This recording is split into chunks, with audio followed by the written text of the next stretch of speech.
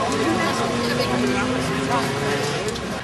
les 5 policiers qui prétendaient être victimes à la fois de rébellion et de blessures, seul un s'est constitué partie civile.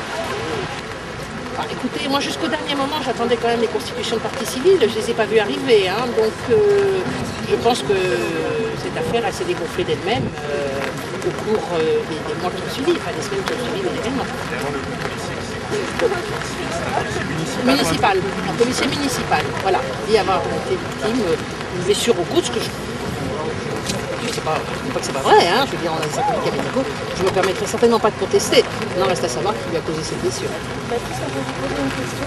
Comment s'est passé l'audience après comment vous avez vécu? L'audience elle s'est bien passée, mais la question que nous se pose c'est pourquoi une telle audience, hein.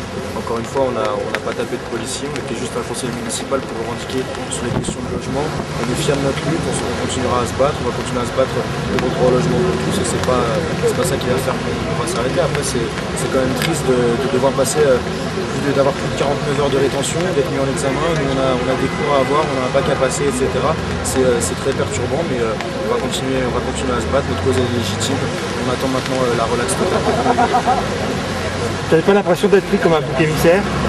Non, j'ai pas l'impression d'être pris comme un bouc émissaire, c'est pas moi qui tiendrai ces paroles-là, hein.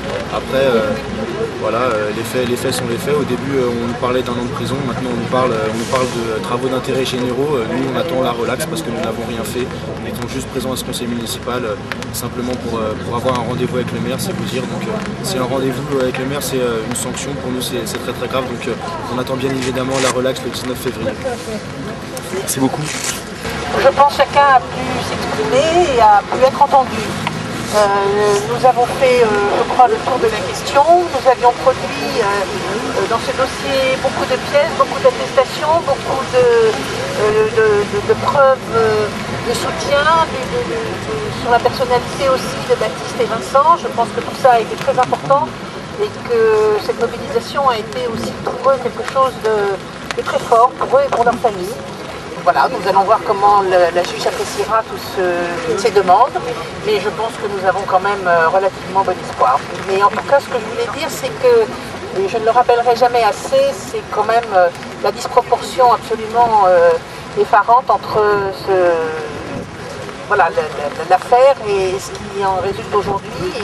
Et je crois que vous avez eu raison, nous avons eu raison de nous aligner et de nous mobiliser parce que ce genre de choses ne devrait pas se reproduire. Voilà, merci à tous.